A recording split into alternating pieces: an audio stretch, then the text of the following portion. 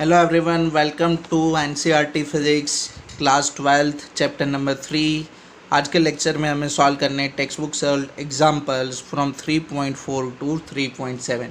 देखो, आपको मैंने पहले भी बोला था कि ये जो भी सारी आपके न्यूमेरिकल्स हैं ना, उनको काफ़ी अच्छे से आप प्रैक्टिस करो, बार बार प्रैक्टिस करो, क्योंकि यही न्यूमेरिकल्स आपकी बोर्ड के एग्ज़ाम में आने वाली है। ठीक है, तो अच्छे से 3-4 बार इनको प्रैक्टिस करो। और मैं हर बार बोलता हूँ ऐसे प्रैक्टिस करो कि जैसे आपकी नेक्स्ट मंथ में आपकी बोर्ड की एग्ज़ाम है। ठीक है, ओके, चलो आगे चलते हैं। अच्छे से प्रिपेयर कर लेना, प्रैक्टिस करना। न्यूमेरिकल नंबर 3.4 आपकी टेक्स्ट बुक सोल एग्जाम्पल है। The resistance of platinum wire of platinum resistance thermometer at ice point is given of 5 ohm. अब देखो, आइस पॉइंट मतलब कितना, 0 डिग्री सेल्सियस। ठीक है, आइस पॉइंट मतलब कितना आप कंसीडर करोगे, 0 डिग्री सेल्सियस। ठीक है, तो वहाँ पे कितना है, 5 ओम। तो R0 लिखूँ मैं, रेजिस्टेंस एट 0 डिग्री सेल्सियस कितना होगा, 5 ओम। और ये जो टेम्परेचर है वो रेफरेंस टेम्परेचर बनेगी आपकी T0, कितना होगा, 0 डिग्री सेल्सियस। क्लियर। फिर देखो, and at a steam point is 5.23 ohm. Steam point मतलब कितना, 100 डिग्री सेल्सियस। स्टीम पॉइंट मतलब क्या होगा, 100 डिग्री सेल्सियस। तो देखो, रेजिस्टेंस एट 100 डिग्री सेल्सियस कितना होगा, 5.23 ओम। ठीक है, और टेम्परेचर 100 डिग्री सेल्सियस पे कितना होगा, ठीक है, T100। तो वो कौन है आपका, steam point temperature 100 degree Celsius.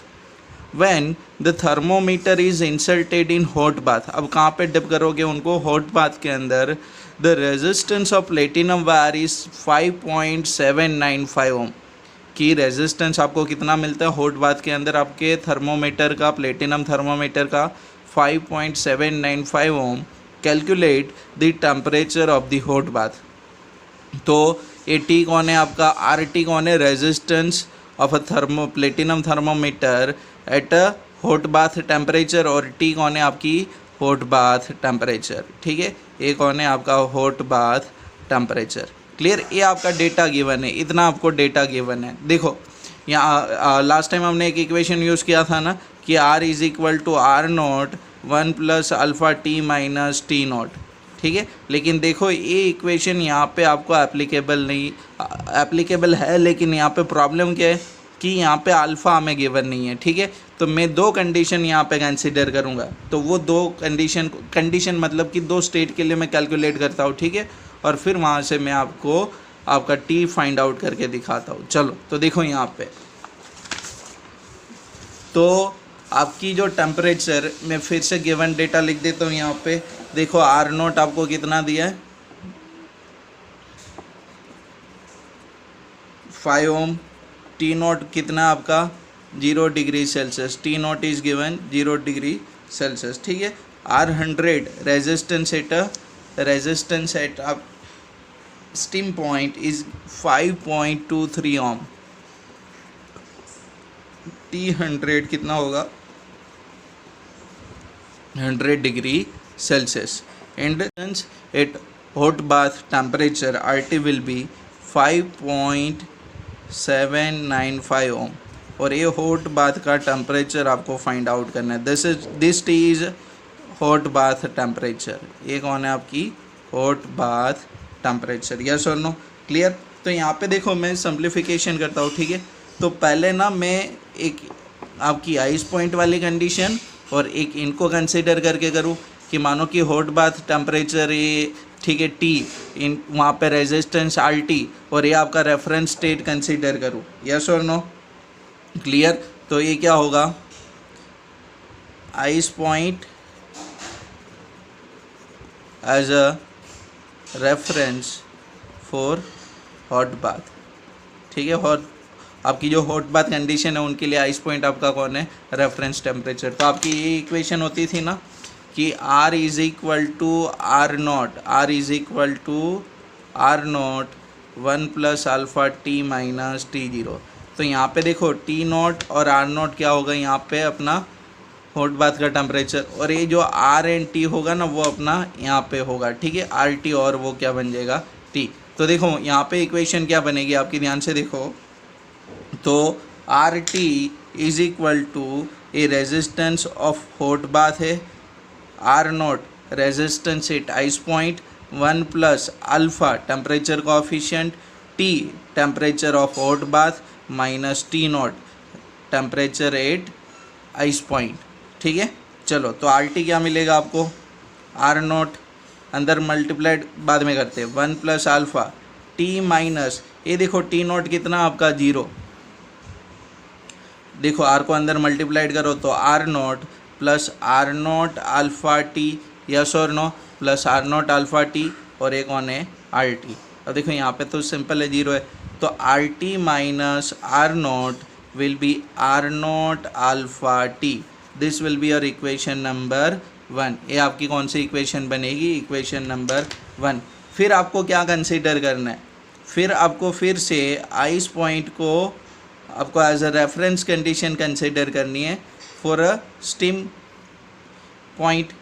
ठीक है, तो देखो ये जो आर टी है ना आपका और ए टी, ठीक है, तो उनकी जगह पे क्या आ जाएगा, resistance at a steam point, क्या आ जाएगा, resistance at a steam point, और यहाँ पे क्या आ जाएगा आपका temperature of steam point. Clear, समझ में आ कि नहीं। चलो तो ये क्या होगा, तो ये देखो ये बनेगा R100 R naught 1 plus alpha T100 minus T0, yes और नो, है ना, एक इक्वेशन बनेगा कि नहीं आपका। चलो तो फिर सॉल्व करो तो इनको, तो R100 is equal to R0 1 plus alpha T100 कितना 100 है, कितना आपका 0 डिग्री सेल्सियस, तो ये क्या होगा R naught plus R naught alpha 100, ये R100 के बराबर होगा। So this will be R100 minus R naught alpha 100, equation number 2, ये आपका इक्वेशन नंबर 2। देखो equation number 1 R T minus R naught is equal to R naught alpha T, और ये equation number 2 R100 minus R naught is equal to R naught alpha 100। Clear. अगर मैं equation 1 divide by 2 करूँ तो देखो क्या होगा, 1 डिवाइड बाई 2, तो ये कौन है आपका R T minus R naught, तो ये देखो R T minus R naught divide by R100 minus R naught. Clear, R T minus R naught divide by R100 minus R naught किसके बराबर होगा, R naught alpha T divide by R naught alpha 100, तो alpha alpha cancel, R naught cancel, तो T क्या होगा 100 multiplication में जाएगा, तो T will be R T minus R naught divide by R100 minus R naught into 100। सबकी value replaced करो, resistance at a T temperature, hot bath temperature कितना आपको गिवन है 5.795, तो 5.795, रेजिस्टेंस एट आइस पॉइंट कितना गिवन है आपको 5 ओम, और आपके 100 स्टीम पॉइंट पे कितना है 5.23, तो ये कितना गिवन है आपको 5, और ये कितना है 5.23 minus 5 into 100, so this T will be 345.65 degree Celsius. Clear, समझ में आ कि नहीं, यस और नो। तो ये आपका क्या होगा, आंसर होगा आपका हॉट बाथ का टेम्परेचर होगा। क्लियर इतना, ओके। चलो फिर next numerical 3.5, network of resistors and connected to 16 volt battery. ठीक है, with the internal resistance of 1 ohm is shown in the figure, compute the equivalent resistance of the network, obtain current in each resistor, हर एक resistor के अंदर से आपको current निकालना है, and next obtain the voltage drop across the VAB, मतलब ए और बी के अक्रॉस आपको वोल्टेज ड्रॉप निकालना है, फिर बी एंड सी के अक्रॉस, तो बी एंड सी के अक्रॉस, और फिर सी एंड डी के अक्रॉस आपको क्या करना है, वोल्टेज ड्रॉप निकालना है, यस और नो। ठीक है, तो पहले रेजिस्टर कैलकुलेट करेंगे, फिर टोटल करंट निकालेंगे, फिर करंट को डिवाइड करेंगे। अब देखो करंट के बारे में मैं यहाँ पे बता दूँ, ये जो रेजिस्टर है ना वो 4 ओम है, और ये रेजिस्टर भी 4 ओम है, मतलब यहाँ से जितनी भी करंट निकलेगी, यहाँ पे जितनी भी करंट निकलेगी, ये दोनों के अंदर क्या होगी, हाफ हाफ डिवाइड होगी, और ये दोनों के अक्रॉस, दोनों रेजिस्टर के अक्रॉस कॉमन पोटेंशियल होगी ये वाली, ठीक है, VAB। फिर इनके अंदर टोटल करंट फ्लो होगा, और इनके अक्रॉस वोल्टेज ड्रॉप क्या होगा, करंट इनटू रेजिस्टर। फिर ये दोनों के अक्रॉस वोल्टेज ड्रॉप क्या होगा, VCD। पैरेलल कनेक्शन में वोल्टेज ड्रॉप आपका क्या होगा, सेम। हाँ, दोनों के अंदर करंट आपकी अलग अलग फ्लो करेगी, ठीक है। तो सबसे पहले क्या निकालते हैं, रेजिस्टर इक्विवेलेंट। अब देखो ये दोनों पैरेलल कॉम्बिनेशन में, ये दोनों पैरेलल कॉम्बिनेशन में इक्विवेलेंट निकालो। ये तीन कौन से कनेक्शन में बनेंगे, सीरीज कनेक्शन में। लेकिन जब आप देखोगे तो ये इंटरनल रेजिस्टेंस भी उन सब के साथ कौन से कॉम्बिनेशन में होगी, सीरीज कॉम्बिनेशन में। देखो यहाँ पे रेजिस्टेंस निकालते हैं तो देखो the 2 4 ohm resistor are in parallel, their equivalent resistance will be R1। देखो ये दोनों के इक्विवेलेंट रेजिस्टर को क्या बोला है, R1। तो ये दोनों कौन से कनेक्शन में, पैरेलल में। तो पैरेलल का इक्वेशन होता है ना 1/R1 is equal to 1/4 divide by 1/4 जो भी रेजिस्टर है। तो R1 क्या होगा आपका, तो R1 क्या होगा, दोनों रेजिस्टर का मल्टीप्लिकेशन डिवाइड बाय एडिशन। तो वो कितना मिलेगा आपको, 2 ohm। फिर देखो ये वाली साइड पे, तो ये दोनों रेजिस्टर भी कौन से कनेक्शन में, पैरेलल कॉम्बिनेशन में। तो मानो कि वो दोनों रेजिस्टर का इक्विवेलेंट आपको क्या मिला, R2। तो वो क्या होगा, that will be 12 × 6 product divide by addition 12 + 6। तो वो कितना मिला आपको, 4 ohm। अब देखो ये तीनों का कौन सा कनेक्शन बनेगा, सीरीज कनेक्शन, यस और नो। इनकी जगह पे R1, इनकी जगह पे R2, तीनों का सीरीज कॉम्बिनेशन। तो इक्विवेलेंट रेजिस्टेंस ऑफ नेटवर्क आपको क्या मिलेगा, R1 + R2 + 1 कौन है, ये आपकी रेजिस्टर 1 ohm, ठीक है। चलो तो 2 + 4 + 1। अब देखो ये आपकी जो एक्सटर्नल रेजिस्टर है ना, उन सब का इक्विवेलेंट मिला। यहाँ पे सेल का इंटरनल रेजिस्टेंस मैंने ऐड नहीं किया, अगर ऐड करोगे तो वो भी कौन से कनेक्शन में, सीरीज कनेक्शन में, ठीक है। तो यहाँ पे देखो करंट का इक्वेशन क्या होता है, I = V divide by R, या तो E divide by total resistance. तो देखो ये आपका R सर्किट का मतलब आउटर सर्किट का रेजिस्टेंस प्लस इंटरनल, क्योंकि मैंने आपको बोला ना कि R टोटल अगर मैं बोलूँ तो वो क्या होगा, R प्लस इंटरनल रेजिस्टेंस, वो क्या होगा आपका R plus internal resistance. R आपको क्या मिला, 7, इंटरनल रेजिस्टेंस कितना है, 8। तो देखो ये वही है ना, यस और नो, ठीक है। तो ये I क्या होगा आपका 16 डिवाइड बाई 8, मतलब एक करंट आपको क्या मिलेगी, 2 एम्पियर। ए इनको नोट करो, करंट आपको क्या मिलेगा, 2 एम्पियर। चलो यहाँ से करंट कितना जाएगा, ऐसे 2 एम्पियर, ठीक है। तो देखो मैं यहाँ पे ये नेटवर्क के अंदर दिखा देता हूँ आपको। तो यहाँ से करंट आपकी कितनी फ्लो करेगी, 2 एम्पियर, क्लियर। तो मैंने आपको पहले भी बोला था ना कि ये दोनों रेजिस्टर के अंदर आपकी करंट क्या डिवाइड होगी, हाफ हाफ डिवाइड होगी, ठीक है। मानो कि इसके अंदर करंट आप I1 बोलो और इसके अंदर क्या बोलो, I2। इसके अंदर करंट कितनी, इसके अंदर करंट I1 और इसके अंदर करंट कितनी है, I2। आपको पता है दोनों किसके बराबर होगी, 1 एम्पियर 1 एम्पियर के बराबर। फिर यहाँ से I1 आएगा, यहाँ से I2, फिर मिलके क्या बन जाएगा, फिर से I बन जाएगा, ठीक है, 2 एम्पियर। फिर यहाँ पे आपकी करंट मानो की जाएगी I3 और यहाँ पे क्या फ्लो करे, I4। फिर दोनों मिलके फिर से कितना मिल जाएगा आपका, 2 एम्पियर, ठीक है। तो आपको ना I1 I2 I3 तो ये वाले रेजिस्टर से तो करंट मिल गई, आपको ये दो करंट नहीं मिली, यस और नो, ठीक है, क्लियर। आपको ये दोनों करंट यहाँ पे नहीं मिली।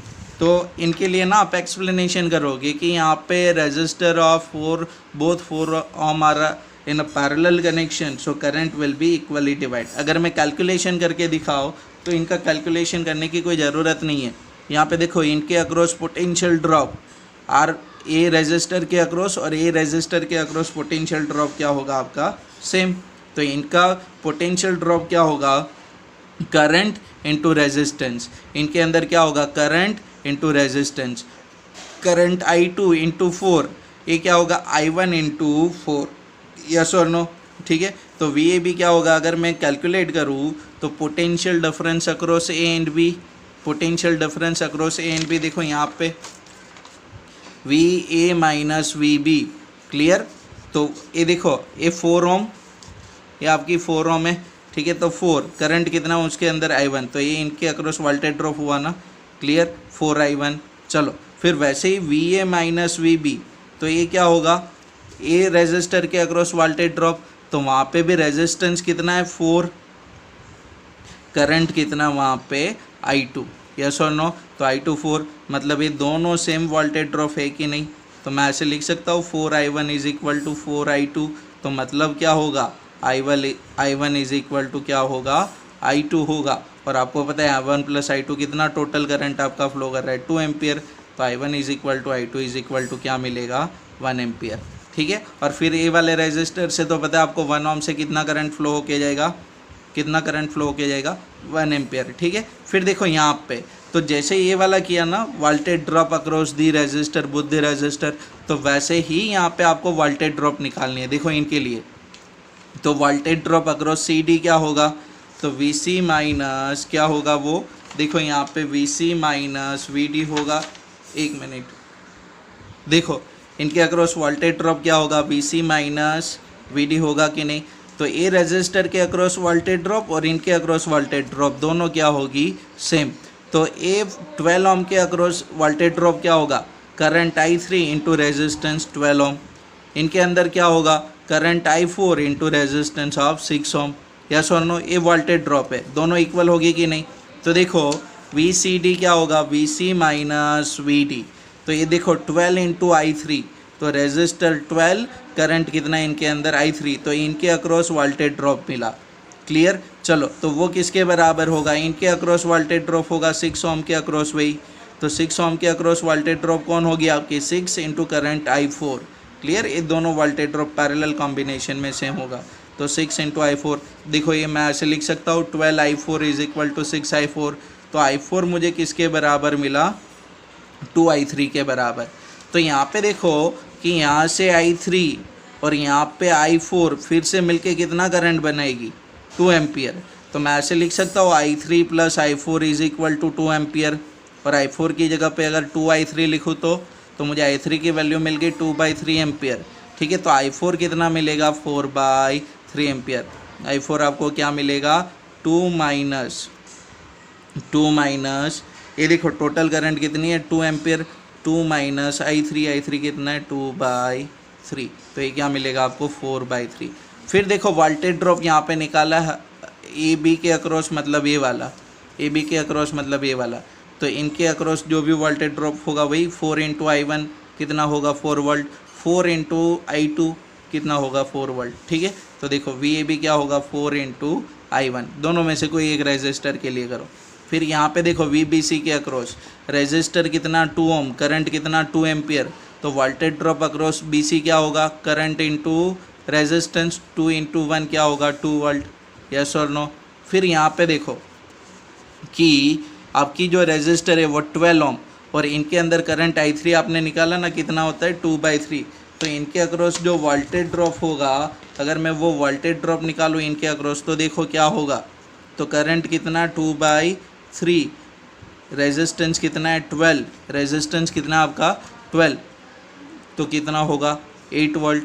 तो इनके अक्रॉस भी कितना मिलना चाहिए आपको, 8 वोल्ट। क्रॉस चेक करके देखो यहाँ पे, तो करंट कितना है, I4 कितना आपका, 4/3, रेजिस्टेंस कितना है, 6। तो ये क्या होगा, 4/3 करंट I4 इंटू रेजिस्टेंस कितना, 6। तो ये क्या मिलेगा आपको, 8 वोल्ट। क्लियर आपको इतना समझ में आ के नहीं अच्छे से, है ना। चलो फिर next, battery of 10 volt in negligible internal resistance is connected across the diagonally opposite corner of cubical network consisting of 12 resistor. Each resistor of a resistance of 1 ohm. हर एक resistor का resistance कितना है, 1 ohm, as shown in the figure. Determine the equivalent resistance of the network and the current along each edge of the cube. कि एक cube के हर एक as से कितना करंट फ्लो होके जाएगा, वो आपको क्या करना है, यहाँ पे फाइंड आउट करना है। ठीक है। चलो देखते हैं सॉल्यूशन इसका। देखो यहाँ पे आपका सर्किट मैंने ड्रॉ किया है। ठीक है। हर एक साइड के अंदर रेजिस्टर कितना है, सेम, आर ओम, ऐसे 12 रेजिस्टर है। अब देखो दूसरी बात कि यहाँ पे आपको बोला है डायगोनली अपोजिट, तो ए पॉइंट ए का डायगोनली अपोजिट कौन होगा, सी डैश होगा। ठीक है। वैसे आप कोई भी दो डायगोनली अपोजिट कॉर्नर पे कनेक्ट कर सकते हो, डी डैश का अपोजिट होगा बी। क्लियर। अब दूसरी बात कि जब यहाँ से आपका सर्किट आप कनेक्ट करोगे, ठीक है, आपकी जब सर्किट यहाँ पे आप कनेक्ट करोगे, तो देखो कि यहाँ से जो भी करंट निकलेगा ना वो यहाँ पे 3 लाइन के अंदर डिवाइड हो रहा है। यहाँ पे देखो 3 लाइन के अंदर आपकी करंट डिवाइड हो रही है, ठीक है। तो बेटर है कि मैं एक ऐसी करंट सेलेक्ट करूँ कि जिसको मैं आराम से यहाँ पे क्या कर पाऊँ, डिवाइड कर पाऊँ, ठीक है। तो देखो, तो यहाँ पे मैंने करंट कितना सेलेक्ट किया, 3 एम्पियर। तो करंट 3 एम्पियर यहाँ से एंटर हुई, आई डिवाइड हुई कि नहीं। फिर देखो एक करंट आई यहाँ से फ्लो करके ऐसे निकलेगा और फिर से ये दोनों लाइन में डिवाइड होगा, I/2। अब देखो कि आप बोलोगे कि सर ये 3 आई में क्यों डिवाइड होगा, तो मैं बता दूं यहाँ पे जो रेजिस्टर का कॉम्बिनेशन होगा वो सिमेट्रिकल कॉम्बिनेशन होगा। हर एक लाइन में क्या जाएगा, सेम करंट। क्यों, देखो यहाँ पे हर एक लाइन के अंदर आपकी रेजिस्टर क्या है, सेम, ठीक है। चलो, तो ये यहाँ पे I/2 में डिवाइड हुई, ये करंट आई यहाँ पे क्या होगी, I/2। फिर ये करंट यहाँ से I/2। अब देखो I/2 करंट यहाँ से आ रहा है और I/2 करंट यहाँ से आ रहा है, तो ये फिर से मिलके क्या बन जाएगा, I करंट बन जाएगा, यस और नो। फिर देखो यहाँ पे ये करंट I/2 यहाँ से आ रही है, I/2 करंट यहाँ से आ रही है, फिर से मिलके क्या बन जाएगी, करंट I। फिर देखो यहाँ पे I/2 करंट यहाँ से फ्लो करके जा रहा है, I/2 यहाँ से, फिर से मिलके कितना बन जाएगा, I। क्लियर। तो ये आपका पूरा सर्किट होगा, क्लियर।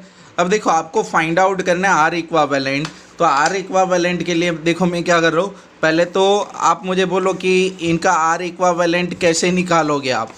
तो आपके पास एक सिंपल इक्वेशन है, V = I × R। आपके पास है कि नहीं ओम्स लॉ, ठीक है। चलो, तो यहाँ पे देखो, तो अगर मैं आपको बोलूँ कि ये मानो कि पूरे नेटवर्क का रेजिस्टेंस कितना है, R इक्वावेलेंट के बराबर, तो रेजिस्टेंस इनटू करंट आपको क्या देगा, वोल्टेज देगा कि नहीं। ये आपकी क्या होगी, वोल्टेज होगी, यस और नो, ठीक है। तो R इक्वावेलेंट क्या होगा, E/I। तो यहाँ पे एक E/I इक्वावेलेंट क्या होगा आपका, E/I, ठीक है। तो पहले मैं E का इक्वेशन ये वाला डिराइव करता हूँ। देखो कैसे, मुझे सिंपल KVL अप्लाई करना है। मुझे क्या करना है, सिंपल KVL। कौन से लूप के अंदर, देखो A B C dash E के अंदर। यहाँ पे जो मेरा कैलकुलेशन होगा वो कौन से डायरेक्शन में रहेगा, सॉरी, इन क्लॉकवाइज डायरेक्शन। तो यहाँ पे फर्स्ट करंट कितना I, रेजिस्टेंस कितना R। करंट की आपकी कैलकुलेशन की डायरेक्शन और करंट की डायरेक्शन दोनों सेम है, तो ये क्या होगा, उनके अक्रॉस वोल्टेज ड्रॉप पॉजिटिव। फिर देखो यहाँ पे ऐसे, ठीक है, I/2 करंट और रेजिस्टर कितना R। आपको तो ऐसे जाना है क्लॉकवाइज डायरेक्शन में, ठीक है। तो अगेन सेम डायरेक्शन, उनके अक्रॉस वोल्टेज ड्रॉप क्या रहेगा, पॉजिटिव। फिर ये वाला आएगा कि नहीं, ऐसे, तो वो भी क्या मिलेगा आपको, पॉजिटिव करंट I और रेजिस्टर कितना आपका R के बराबर। फिर देखो आप घूम के आओ, बैटरी का कौन सा टर्मिनल मिला आपको, नेगेटिव टर्मिनल, तो -E = 0। तो आप सिंप्लीफिकेशन करो तो आपको एक E की वैल्यू मिल गई 5/2 × IR, 5/2 × IR। ये आपका EMF है। अब देखो ये EMF का इक्वेशन होता है ना, अभी मैंने बोला EMF किसके बराबर होगा, करंट इनटू रेजिस्टेंस। अब देखो ये जो आपकी करंट है ना, तो अगर सर्किट का करंट कितना I, तो आप I लिखोगे, यस और नो। लेकिन यहाँ पे देखो, यहाँ पे आपकी जो करंट है सर्किट की, वो कितनी लिखते हो आप, कितनी निकाली आपने करंट, 3I। तो यहाँ पे करंट आपकी कितनी होगी, 3I, यस और नो। ये आपका जो इक्वेशन है V = I × R इक्वावेलेंट, ठीक है। ये किसके लिए एप्लीकेबल है, ये किसके लिए एप्लीकेबल है, जब करंट I और रेजिस्टेंस कितना हो, R इक्वावेलेंट। लेकिन यहाँ पे आप ध्यान से देखो, यहाँ पे करंट कितनी है आपकी, 3I के बराबर। तो current 3I, resistance R equivalent. EMF कितना है, 5/2 IR। EMF कितना है आपका, 5/2 IR, यस और नो, ठीक है। तो R इक्वावेलेंट क्या मिला, 5/6 × R। अब देखो R आपकी रेजिस्टेंस गिवन है आपको 1 ओम, तो मैं इनको ऐसे भी लिख सकता हूँ 5/6 ओम, यस और नो, ठीक है। ये आपको R इक्वावेलेंट मिल गया। अब देखो करंट क्या होगा हर एक लाइन से, तो पहले 3I क्या होगा, 3I क्या होगा, V/, रेजिस्टेंस V आपको गिवन है 10 / रेजिस्टेंस कितना है, 5/6। तो I आपका क्या मिलेगा, 4 एम्पियर। तो ये 4 एम्पियर ना, ये वाली करंट है, हर एक लाइन, ये वाली लाइन से 4 एम्पियर, यहाँ से 4 एम्पियर, यहाँ से 4 एम्पियर। फिर आगे जाके ये क्या बन जाएगा, I/2 मतलब 4/2। क्लियर, समझ में आ कि नहीं। तो ये आपको क्या मिल जाएगा वहाँ पे वहाँ पे आपको क्या मिल जाएगा, ये पूरा हर एक लाइन का यहाँ पे करंट है आई 4 एम्पियर, यहाँ पे आई बाई 2 एम्पियर। क्लियर इतना? चलो फिर next numerical determine the current. देखो ये जो आपने अभी जो क्यूब वाला अभी न्यूमेरिकल किया ना, वैसे ही मैं और न्यूमेरिकल आपके लिए अलग से एक वीडियो बना के वहाँ पे रखूँगा, ठीक है? तो उनको भी आप प्रैक्टिस करना। आज के लेक्चर में ये लास्ट न्यूमेरिकल है। Determine the current in each branch of network shown in the figure. ये देखो आपको एक नेटवर्क गिवन है, ठीक है? इनकी हर एक ब्रांच के अंदर आपको करंट फाइंड आउट करना है। अब देखो हर एक ब्रांच के अंदर पहले मैं आपको बता दूं कि ये आपकी जो नेटवर्क है ना, उनको समझो कि करंट आपकी सेल की ना पॉजिटिव टर्मिनल से निकलेगी। तो ये सेल से मानो कि यहाँ पे करंट कितना निकल के जा रहा है, I1, ठीक है? ये करंट जंक्शन ए से डिवाइड होगा, तो यहाँ पे करंट जाएगा आपका I2, और ए वाली साइड पे कितना जाएगा, I2 इधर गया तो I1 से I2 निकालोगे ना, तो बाकी का करंट यहाँ से फ्लो करेगा। वो करंट कितना होगा आपका I1 माइनस I2 के बराबर। फिर यहाँ पे देखो ये जो आपकी 5 वोल्ट की सेल है, वहाँ से करंट निकला आपका I3, यस और नो? तो ये करंट I3 यहाँ से ऐसे फ्लो करके जा रही है। चलो यहाँ से कौन सी करंट आ रही है, I2, यहाँ से कौन सी आई, I3, दोनों यहाँ पे मिल जाएगी। दोनों का एडिशन कितना होगा यहाँ पे, I2 प्लस I3। ये क्या होगा आपका I2 प्लस I3। समझ में आ कि नहीं? ये करंट आपकी कितनी होगी, I2 प्लस I3। फिर देखो यहाँ पे ऐसे जाएगी करंट, फिर यहाँ पे करंट कितना निकल जाएगा, I1, मतलब I2 प्लस I3 से करंट I1 यहाँ पे निकल जाएगा। तो बाकी क्या रहेगा, I2 plus I3 minus I1, वो करंट यहाँ से ऐसे फ्लो करेगी, यस और नो? ठीक है, ये आपको क्लियर? चलो फिर यहाँ पे देखो, फिर से यहाँ से कौन सी आ जाएगी, I1 माइनस I2, और यहाँ से कौन आ रही है, I2 plus I3 minus I1। Add करो दोनों को ऐड करो, तो ये फिर से कौन सी करंट बन जाएगी आपकी, I3। क्लियर? चलो तो यहाँ पे देखो मैंने आपको पहले भी बोला था कि जितनी अननोन करंट है ना, उतनी आपको यहाँ पे इक्वेशन चाहिए। तो यहाँ पे आपके पास 3 अननोन करंट है, I1, I2 एंड I3। तो यहाँ पे 3 इक्वेशन में KVL से बनाओ और उनको मैथमेटिकल देखो यहाँ पे सॉल्व करना है। तो फर्स्ट लूप में लेता हूँ ACDA। क्लियर? अब देखो स्टार्ट कहाँ से करना, मानो कि मैं यहाँ से स्टार्ट कर रहा हूँ ऐसे, ठीक है? तो पहले कौन सी प्लेट मिलती है मुझे, पॉजिटिव प्लेट, तो देखो +10। फिर देखो ये करंट की डायरेक्शन ए वाली और मेरी कैलकुलेशन डायरेक्शन उनसे ऑपोजिट है। तो ये रेजिस्टर के अक्रॉस आपका वोल्टेज ड्रॉप क्या होगा, माइनस I1 आपका करंट और ये 1 ओम इनका रेजिस्टर। फिर देखो ये सेकंड, यहाँ पे रेजिस्टर में कैलकुलेशन की डायरेक्शन एंड आपकी जो करंट की डायरेक्शन है, दोनों सेम है, ठीक है? तो इनके अक्रॉस वोल्टेज ड्रॉप क्या होगा, पॉजिटिव। वोल्टेज ड्रॉप क्या होगा, रेजिस्टेंस इनटू करंट। तो रेजिस्टेंस कितना 2, करंट कितना I2 plus I3 minus I1। फिर देखो यहाँ पे इनके अंदर, तो इनके अंदर ये करंट की डायरेक्शन और ये आपकी कैलकुलेशन की डायरेक्शन दोनों ऑपोजिट है। तो यहाँ पे उनके अक्रॉस जो वोल्टेज ड्रॉप होगा वो क्या बनेगा, -4 इनका रेजिस्टर, I1 माइनस I2 इनका करंट। तो इक्वेशन आपको फर्स्ट इक्वेशन मिल गया, 7I1 minus 6I2 minus 2I3 is equal to 10। Clear? Equation number 1। फिर देखो सेकेंड लूप कौन है, BEDCB, और कैलकुलेशन आपका क्लॉकवाइज है, BEDCB। क्लियर? चलो स्टार्ट कहाँ से करना है, यहाँ से ऐसे स्टार्ट करूँ। पहले कौन सी प्लेट मिलती है मुझे, पॉजिटिव प्लेट, तो ये +5। फिर देखो यहाँ पे ऐसे घूम के यहाँ पे जाओ, तो कैलकुलेशन आपका ऐसे होगा और इनके अंदर करंट की डायरेक्शन आपकी क्या है, ऑपोजिट। तो इनके अक्रॉस वोल्टेज ड्रॉप आपका क्या मिलेगा आपको, नेगेटिव। तो -2 करंट कितना, I2 plus I3 minus I1। फिर देखो इनके लिए, तो ये आपकी कैलकुलेशन की डायरेक्शन है, करंट डाउन डायरेक्शन में ऑपोजिट है। तो रेजिस्टेंस इनटू करंट, ये आपकी वोल्टेज ड्रॉप नेगेटिव होगी। तो देखो -2I2 plus I3 is equal to 0। देखो फिर से यहाँ पे भी ऑपोजिट था, तो उनका भी माइनस है, यस और नो? ये भी माइनस होगा, इज इक्वल टू 0। ये इक्वेशन आपको मिल गया, 2I1 minus 4I2 minus 4I3 is equal to -5। फिर देखो थर्ड लूप कौन है आपका, ABCA। तो थर्ड लूप आपकी ये वाली ABCA। क्लियर? ये आपकी डायरेक्शन है। चलो तो ये करंट की डायरेक्शन और ये आपकी कैलकुलेशन की डायरेक्शन दोनों सेम है। तो इनके अक्रॉस वोल्टेज ड्रॉप क्या होगा, 4I2 पॉजिटिव। फिर यहाँ पे देखो, तो ये 4I2 आपका क्या होगा, पॉजिटिव। क्लियर। फिर यहाँ पे देखो ए बी टू सी के लिए तो करंट डाउनवर्ड डायरेक्शन में कैलकुलेशन भी आपका सेम होगा।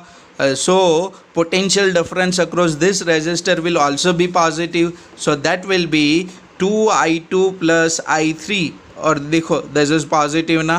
क्लियर, क्योंकि calculation direction and the current flow direction are same. फिर देखो next this resistor, this will be your calculation direction, this will be your current direction. So again direction of calculation and direction of current is same, so voltage drop across this resistor will also be positive. फिर देखो next यहाँ पे आपको मिलेगा first negative terminal, so this will be -10 is equal to 0। Simplification करूँ I1 plus 6I2 plus 2I3 is equal to 0। तो यहाँ पे देखो आपको ये तीन इक्वेशन मिल गई ना। ठीक है, इक्वेशन नंबर 1 2 3। अभी इनको सॉल्व करना है। मैंने आपको लाइव लेक्चर में बोला था कि आप इनको खुद ट्राई करो, अगर ना सॉल्यूशन मिले तो यहाँ पे मैंने मेथड यहाँ पे आपके सामने रखी है। तो मैं क्या करता हूँ कि ये थर्ड इक्वेशन से ना I1 को सब्जेक्टिव कर देता हूँ। ठीक है, ये मैथ्स वालों को पता होगा कि आप इनको मैट्रिसेस से भी सॉल्व कर सकते हो। ठीक है, ये यहाँ पे डिटर्मिनेंट की शायद मेथड है। यहाँ पे I1 को मैंने सब्जेक्टिव किया। अभी ये I1 को एक बार मुझे यहाँ पे रखना है और एक बार मुझे ये वाले इक्वेशन में रखना है। तो फर्स्ट कहाँ पे रखते हैं, इक्वेशन 1 के अंदर। तो देखो I1 की जगह पे क्या आ जाएगा, I1 की जगह पे आ जाएगा 10 minus 6I2 minus 2I3, yes और no. -6I2 minus 2I3 is equal to 0। तो आप सिंप्लीफिकेशन करो तो आपको ये वाली इक्वेशन मिलती है, यस और नो। फिर देखो ये I1 की वैल्यू आपको यहाँ पे रखनी है। ठीक है, सेकेंड इक्वेशन के अंदर। तो देखो वहाँ पे रखो तो 2 I1 की जगह पे ये वाली वैल्यू आ गई, यस और नो। I1 की जगह पे ये वाली इक्वेशन आ गई है ना। -4I2 minus 4I3 is equal to -5। तो ये क्या होगा, 20 minus 12I2 minus 4I3 minus 4I2 minus 4I3 is equal to -5। तो ये क्या होगा, -16I2 minus 8I3 minus 5 minus 20। तो ये आपको क्या मिलेगा, ये रिलेशन मिल जाएगा आपको, यस और नो। 16I2 प्लस 8I3 is equal to 25, equation number 6। अब देखो ये दोनों को आपको सॉल्व करना है, इक्वेशन 5 एंड 6 को। ठीक है, तो ये 4I3 और यहाँ पे कितना है 8I3। तो उल्टा क्रॉस मल्टीप्लिकेशन करो, इनको 8 से मल्टीप्लाइड करो और इनको क्या करो 4 से मल्टीप्लाइड करो। देखो इक्वेशन नंबर 5 और एक और है equation number 6। Equation number 5 multiplied by 8 and equation number 6 multiplied by 4 और दोनों को ऐड करो। देखो 16I2 minus 32I3 is equal to 120। 64I2 minus 32I3 is equal to 100।